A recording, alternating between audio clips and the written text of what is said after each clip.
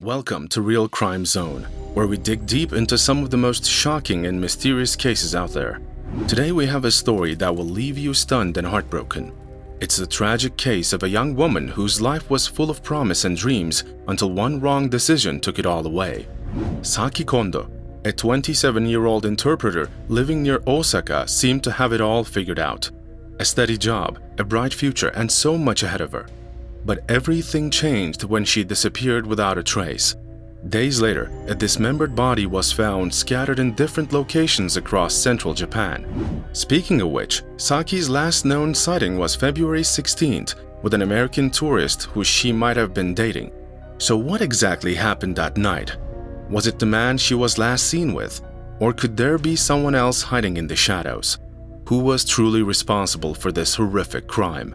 Join us as we dive into the chilling details of Saki Kondo's final moments and uncover the dark secrets behind her tragic end. Saki Kondo was a bright 27-year-old woman from Himi, Toyama, Japan.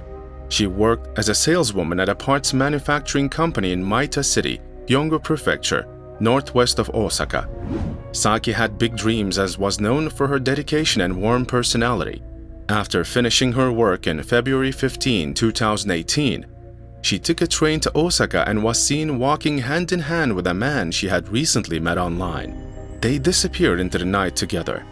The next day, February 17, 2018, Saki's mother reported her missing after she failed to show up for work without any notice. This was out of character for Saki, who always stayed in touch with her family. Her sudden disappearance worried her colleagues and family, prompting an immediate police investigation. Saki had a close family. She lived with her mother, older brother, and grandfather while her father worked in Thailand. The family was tight-knit, and Saki was known for her kindness and eagerness to help others, including foreign friends and colleagues. She was dedicated to her job and had a passion for travel and learning languages, especially English. On February 15, Saki had mentioned to a friend that she was going on a date with an American man she met online. This was a crucial clue for the police. They examined surveillance footage from that night, which showed Saki and the man who appeared to be her date entering a hotel near Morinomiya Station in Osaka. The man was seen wearing black clothes, a mask, and sunglasses, trying to hide his identity. The footage also revealed that the man carried a large backpack, which added to the suspicion. After checking with the hotel, the police found that it was a black market B&B listed on Airbnb, which did not require guests to provide real identities. This made tracking the suspect even more challenging. The investigation then turned to road surveillance footage, which was advanced and covered many areas in the city.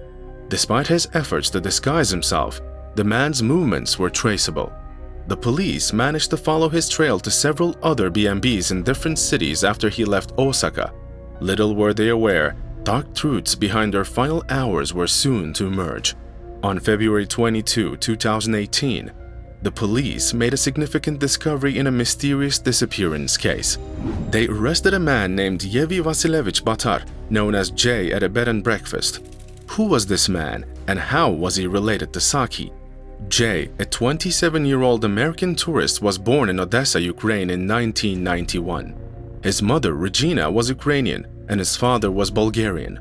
After his parents divorced, Regina met and married Benny Daisy, an engineer from the United States. And so both Regina and Jay moved to the US. They settled in Texas, where Benny became Jay's stepfather. As a teenager, Jay was enrolled in William Floyd High School and excelled. And after graduating, he joined the US Air Force but was discharged after just 11 months.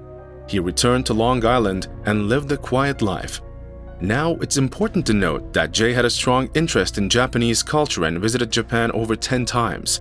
He was particularly fascinated by Japanese women and hoped to find a Japanese wife.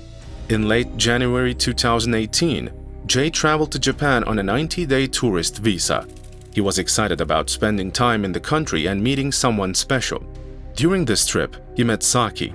However, when Saki disappeared, Jay was questioned by the police but denied any involvement, claiming he knew nothing about her. The police didn't buy Jay's story, and so that's when they arrested him on the same day and quickly obtained a search warrant for the bed and breakfast where Jay had been staying. Unfortunately, they found no trace of Saki, her belongings, or any evidence like bloodstains. The police were left wondering how a person could vanish so suddenly. With no clues pointing to her being alive, they feared the worst. It seemed increasingly likely that Saki might have been harmed. The investigation continued with the unsettling question of how Jay could have made Saki disappear without a trace. Now, before we dive deeper, if you're intrigued by real-life crime stories and want more in-depth investigations like this, don't forget to hit that like button and subscribe to our channel for more gripping content. The police were on a big search mission, revisiting a suspicious B&B and also checking other places where the suspect, Jay, had stayed. They were looking for clues and finally found something significant. The B&B in question was located in Hanazono-kita in the city of Osaka-shi, Nishinari-ku in Osaka. It was a 3-story building with gray walls and scaffolding. It looked like it was being renovated. This B&B was a black market operation, offering very basic rooms at a low price. It cost about 230 yen per night, which is roughly $14. This low price meant it was usually rented by night workers and laborers. The owner remembered Jay as a handsome foreign guest who stayed there for one night. When police officers and the B&B owner checked Jay's room, they noticed a foul smell mixed with a strong, overpowering fragrance. The odor grew worse as they approached the room. Inside, they found a small, cramped space that was almost unbearable because of the smell. They soon discovered a suitcase that had been sprayed with deodorizer, but it hadn't worked well to mask the odor. When the suitcase was opened, investigators were horrified to find a decaying human head inside. Unfortunately, DNA tests confirmed it was Saki's head. She had been missing for nearly 10 days. This shocking discovery led Jay to confess to the crime, admitting he had met Saki but insisting, "I didn't mean to kill her." Now, although Jay was known to be quiet and reserved in person, online he had a different persona. He used Tinder and other social media apps to connect with women, including Saki. Speaking of which, Jay wasn't confident about his appearance, so he used fake photos on his profile and an appealing online name. He had also visited Japan several times and used social media to meet local women, including Saki. It was in January 2018 when he arrived in Japan with a 90-day tourist visa and stayed in black market B&Bs, moving frequently and meeting various Japanese women. On February 12, 2018, Jay checked into a B&B in Osaka's Higishakita ward and met Saki through a social app. They were the same age, and Saki's gentle and outgoing nature caught Jay's attention. They exchanged contact information and became friends on Instagram. Despite Saki's reluctance to meet in person due to the distance, Jay pressured her, threatening to visit her workplace and home if she didn't agree to meet him. Eventually, Saki agreed to meet Jay in Osaka after work on a Thursday. When she arrived, she was surprised to find Jay looked different from his online photos. However, he was friendly, and they went to the B&B together, chatting and laughing. Saki had planned to return home early to be on time for work the next day, but she never made it back. The police later found that Jay had stayed with several other women at the same B&B before Saki, but none were harmed. Saki was the only victim. Jay admitted to dismembering Saki's body but remained silent about the details of the incident. On February 25, 2018, based on Jay's confession, police searched the mountains near Osaka and found Saki's arm and torso. Her legs were discovered later in the woods in Kyoto. Saki's family was devastated by the news. The forensic report indicated she died from suffocation, but Jay still refused to fully confess. The police believe Saki might have been accidentally killed during an argument, and Jay, in a panic, tried to cover up the crime.